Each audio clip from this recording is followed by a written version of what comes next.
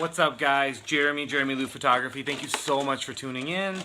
If you haven't yet, please like and subscribe. Give me a thumbs up now or later, or whatever. And subscribe to the page. I'm a photographer from Reno, Nevada, and I have a studio, and we do stuff in the studio. So, continuing on with the series, obviously from the title of this, we're on video 3 of my wedding workflow. This is all before the wedding, and this is before, during, and after a wedding of everything that I do whenever I book a client, bride and groom. So we've already done video 1 and video 2. If you haven't seen that, head back to my page and look for them. It'll be the same title as this one, but it'll say video 1 and video 2. This will be video 3. So we are now, we have now booked the client, and we are now working with our workflow of what I do for every single client that I book as far as the wedding goes. All a workflow is everything you do from beginning to end with every single client in a consistent basis, right? So you want to make sure everything that I do for my client has a certain reason. So I'm going to kind of just keep narrowing it down per video rather than explain everything throughout the whole process in this video. We're going to target this one, and as we kind of progress through the videos, you guys take what you want from it, use it for your own business. If you don't like it, let's talk about it and figure out why and what you would do differently. So I would love to hear what you guys want to do differently after this. This is what I like doing as far as the first part of what I do once I've actually booked it. So I've already booked a client. They've signed the contract, they've given me a retainer, and they're good to go. The biggest fear that your client has at this point is that they don't know what to do, or you know, because this is like a year out, right? Your client theoretically, let's say a year out. They've given you a bunch of money, and they're worried that they're never going to see you again. Or hey, what do we do from now? What do we do to prepare? Does the photographer, does he just show up to the wedding? What do we need to give to him?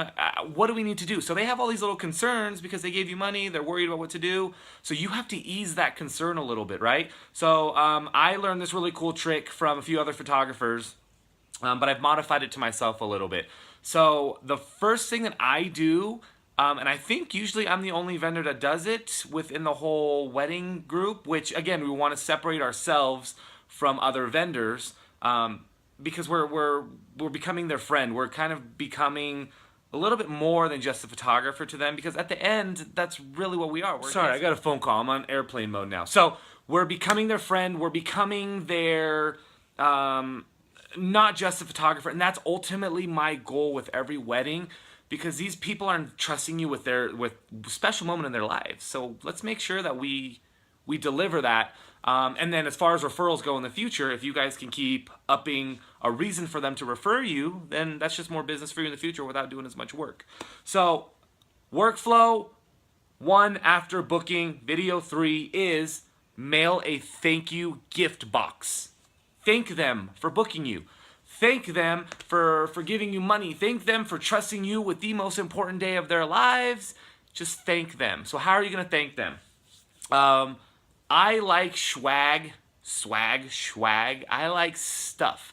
I'm a big fan of Kickstarter. I'm a big fan of just going and buying knickknacks and just having stuff around whether I use it or not. So that's what I want to kind of give to them. I also want to just make sure that they know that I'm thinking about them, that thank them for giving me some money for new shoes, but also thank them for trusting me with their day, right? You guys, I keep saying the same thing over and over again. Hopefully that kind of drills into your head.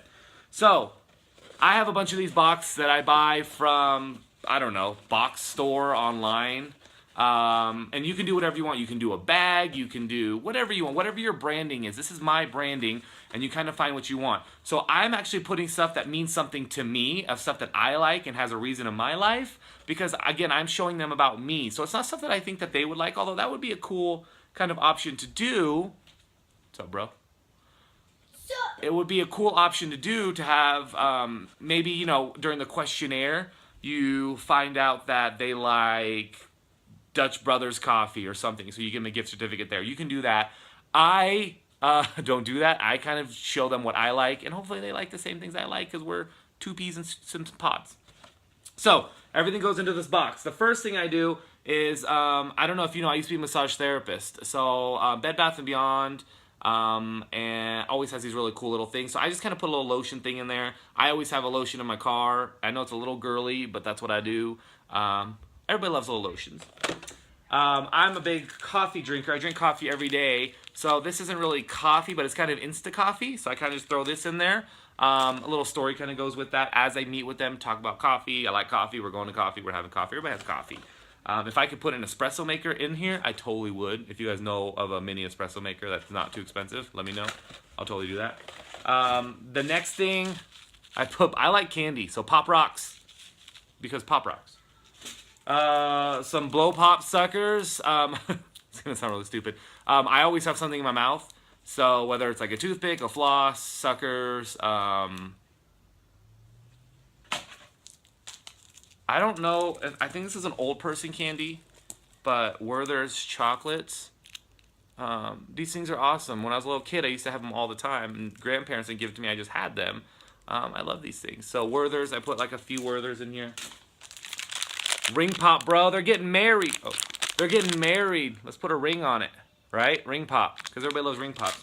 Huge fan of candies. And then again, back to my massage roots. And I always like smelling good. I always like things that smell good. So I got a couple cool candles here. I used to get these from Bath and Body Works. But now I get these through Yankee Candle because they're a little bit cheaper and they're cooler. I just buy little ones that go in there. And then I always add a little book here. I use the same book every time. 365 questions for couples. This is a cool book. I always buy them used on Amazon. I'm a big fan of buying used books, just because going to a used bookstore is cool. I'm not a big reader per se, but I live on the internet, so I'm always reading internet stuff. But this is cool. This kind of goes over 365 questions, so theoretically one question every single day that the couple will go through and kind of chat about. I'm investing as much time into this wedding as I possibly can. I want them to keep remembering why they're getting married from day one, so that by the time it comes, they have a stronger marriage. They have a marriage that's coming. I don't have to rebook a wedding day. But for seriously though, this is a really cool book to give people. You can find other books that you like if there's other things that you like. Awesome.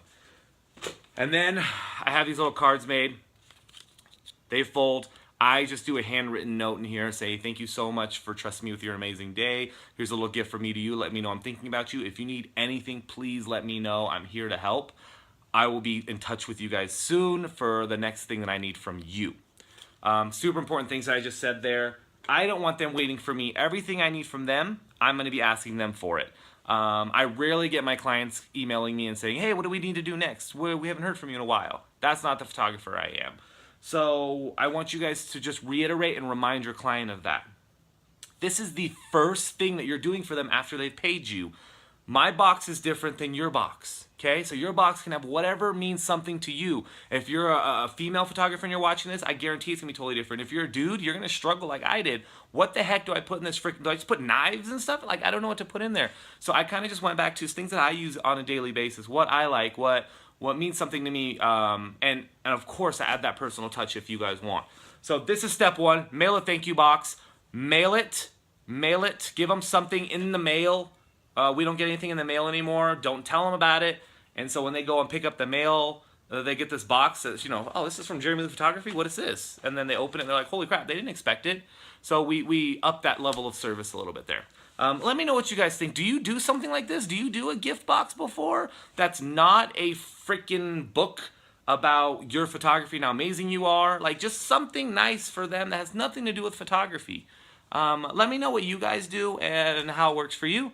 I'd love to comment. Stay tuned for video 4 coming up one day. I have 4 weddings in the next 5 days, so I'm going to be a little busy. But thank you guys so much for tuning in. Please share, like, pound that thumbs up, pound that thumbs up, pound it, and I'll talk to you guys later.